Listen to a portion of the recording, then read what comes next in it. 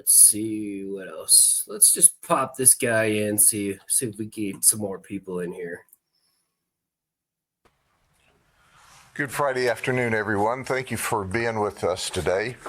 And this is going to take a few minutes to roll out, but I really think that the people who want to know and need to know will be comfortable with the extra few minutes. We're going to talk today for a few minutes about the East Polk County Association of Realtors and their ex-executive director, Jennifer Garula Mers, M-E-R-S, Mers. Here's what's important to understand. This all started in about 2021, 2022, when a realtor by the name of R.J. Webb was elected the president of the association.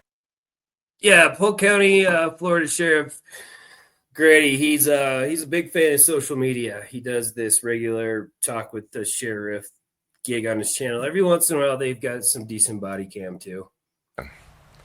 And he began to notice things that were inappropriate. So as president of the association, at the board meetings, he challenged the executive director to see documents, to see financials, to see information. The executive director absolutely refused to show the president of the association the appropriate documents. Not only that, the board of directors backed up the executive director, Jennifer Mers, as opposed to their own president, R.J. Webb. They said he was just trying to cause trouble. It was abundantly evident that there was a problem. So this internal strife went on for a period of time, and R.J., who can provide more details for those in the association, finally personally brought lawsuit in order to stop this conduct and to stop what he believed to be the theft of funds. This is EPCAR's photograph of Jennifer Garula Mers. She ultimately, during the process of the lawsuit, which by the way, they lost, was terminated from her job in August of 24. So this went on about 2 years before she was terminated. But we were also called in to do an investigation on September 16th of 24. Aha. There was more to it. So before we got into it to do this, we got into it to investigate David Stachwick. He's 55 from Weeki Wachee. Now let me tell you about him. After RJ filed the lawsuit, and now this is still all civil, RJ and his father, who is a realtor, Webb's Real Estate, got a call from an Anthony. Hey, I'm Anthony from Chicago. Things are not going to end well if the lawsuit doesn't stop. You know, it needs to drop the lawsuit or it won't end well. I just thought this story was interesting. He's got a couple good stories in here, but I thought this one was entertaining. It would be fun to see some of these council meetings. But it's probably even better to get the full summary like this. So at that time, John and RJ, who by the way recorded the conversation, said, "Are you threatening us? Are you threatening us?" Hey, I've run the streets of Chicago. I can just tell you, this may not end well. So that was the end of the phone call. Our detectives, which are the total absolute best, took that anonymous phone call allegedly from Anthony threatening RJ and John Webb if they didn't drop their lawsuit, and did an investigation. Our detectives are so good that they found the phone. They found where the phone was sold in Orlando. They found that the phone in Orlando was sold to a Michael Smith. Michael Smith bought the phone for David. David had been hired by Jennifer to do some paving. So as a result of being able to put the investigation together, and there was a lot of investigation. Hey guys, surprise. I just started piling up videos. I just realized one of my soft sits is an hour long, so I got to figure out how to cut that down during the video. But this is Sheriff Grady from Polk County, Florida. He had a funny story about what's it called? A county commission, and I thought it was interesting. Investigation. We charged David with extortion, a felony 2, tampering with evidence, a felony 3, and use of a two-way communication, a felony 3. Those charges are pending for threatening the Webbs because of the remarkable work. The lawsuit goes on. Now we're involved in the investigation. Along the way, in July of 24, while our detectives are doing that investigation, we arrest Jennifer for the first time for resisting arrest. Now, this is Epcar's picture of Jennifer, and this is what you look like after you've been investigated by the sheriff's office for a couple of years.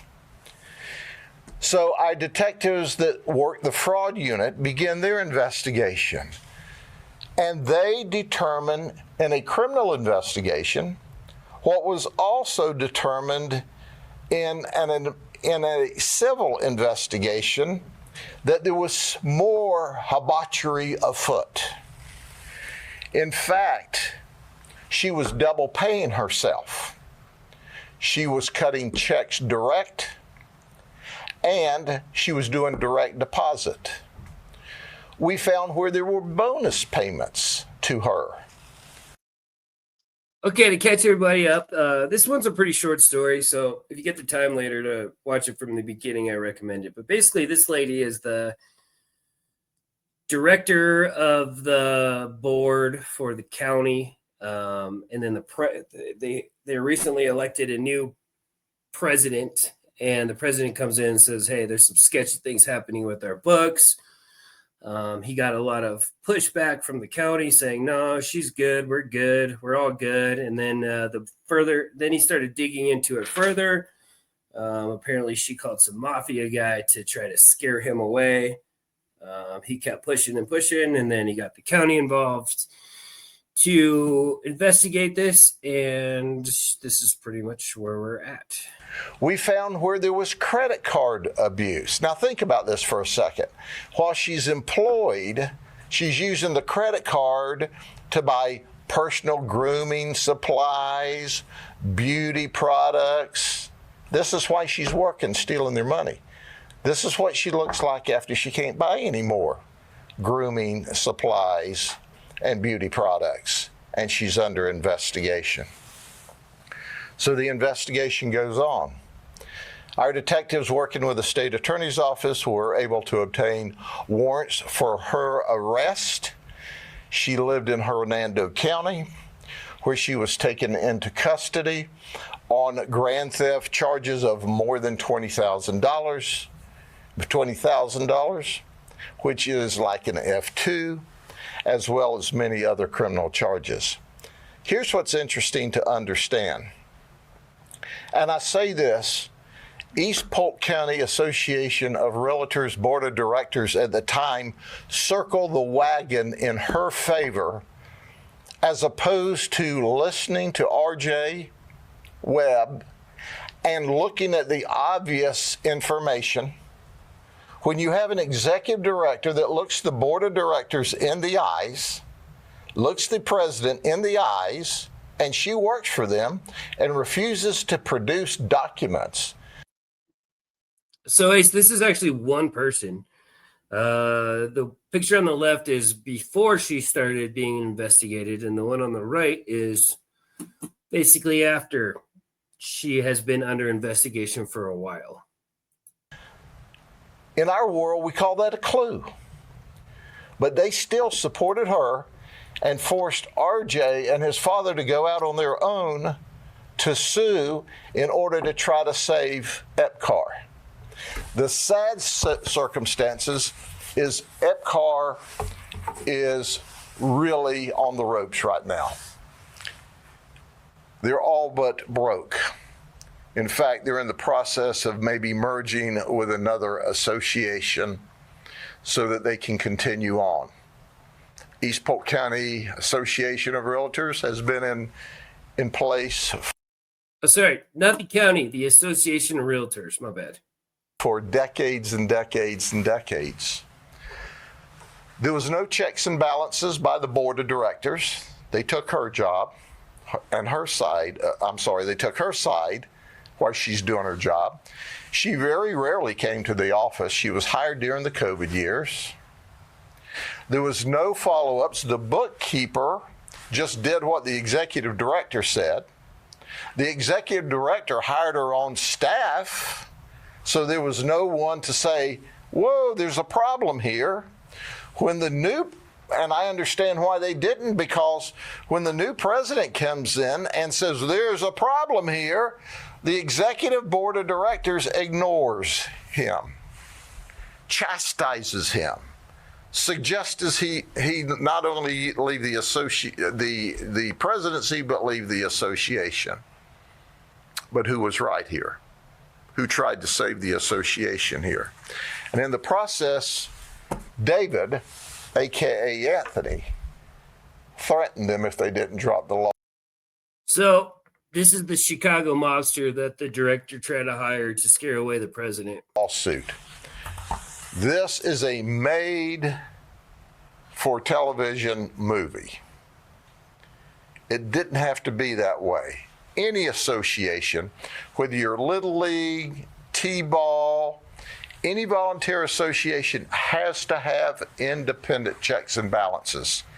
And Epcar didn't have those in place, as they should have, and then ignored the person who tried to bring to their attention, we're being ripped off by our own executive director. The good news is most of that board has termed off, and the new interim CEO came to us and reported this criminal allegation that our fraud unit followed up on, and ultimately caused Jennifer to get arrested today. Jennifer is currently in the Hernando County Jail under no bond, and cases are proceeding against her, as well as her, what we believe to be co-conspirator, to try to stop the lawsuit and the action. Are there any questions? Sheriff, when will she be, or him as well, I suppose, when will they be brought here to face charges? David has already bonded out of jail because he was arrested some time ago. His charges are pending. If she does not post bond, she'll go to first appearance today. The judge can leave it at no bond and send her back to Polk County. He can allow her to post a bond and then report back to Polk County to stand trial. So we don't know whether she stays in jail under no bond, whether she's given a bond. If she can't make the bond, then she'll be extradited back to Polk County, where she'll sit in our jail. She needs to sit in jail. She's a thief. She's a con. She's a crook. Let me say that again for that board of directors that had their head up their butt and didn't do what was right. She's a crook, she's a thief, she's a con. And you allowed her to do it when you should have been looking out for the East Polk County Association of Board of Realtors, and you didn't. But thank goodness There are those people that are ethical and moral and won't give up. It would have been real easy for RJ Webb and John Webb of Webb's Realty just to have walked away from it. But they wouldn't walk away from doing what was right. Okay? Any other questions? Thank you all very much. Cool. How's everybody doing? How did the premiere go? I slept through it. I saw a bunch of people showed up, which was friggin' awesome. Apparently, I picked a court case that was that might have been a little overplayed, but still, I think it's freaking interesting. Thank you guys to go in the premiere. I'm gonna try to do those a little more often, just for the sake of my own time. But it was pretty cool to see how that works from